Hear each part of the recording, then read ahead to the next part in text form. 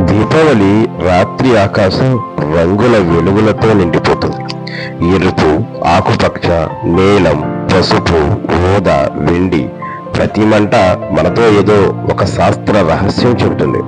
మనకిది పండుగ, కానీ శాస్త్రానికి ఇది అణువుల వేడుక. ఫైర్ వర్క్స్ లోని రంగులు అందులో ఉండే కెమికల్ ఎలిమెంట్స్ వల్ల వస్తాయి. హీట్ వల్ల అణువులు ఉత్తేజం అవుతాయి. అవి తిరిగి తమ ఎనర్జీ స్థితికి వస్తే కాంతి విడుదల చేస్తాయి. ఇదే మనం రంగుగా చూస్తాం. ప్రతి మంట ఒక అణువు వెలిగించే చిన్న సైన్స్ లైట్ షో. ఎరుపు స్ట్రాన్షియం, ఆకుపచ్చ బేరియం, నీలం కాపర్, పసుపు సోడియం, తెలుపు మెగ్నీషియం. ప్రతి రంగు ఒక మూలకం.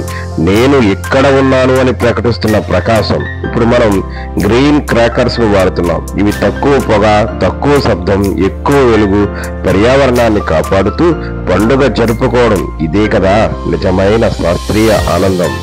తర్వాత మీరు ఒక మంటను చూస్తే, ఆహా, ఇది స్ట్రాన్షియం మాట్లాడుతుంది, ఇది కాపర్ నాట్యం చేస్తుంది అని అనుకోండి. దీపావళి కేవలం వెలుగుల పండగ కాదు, అణువుల సంబరాలు.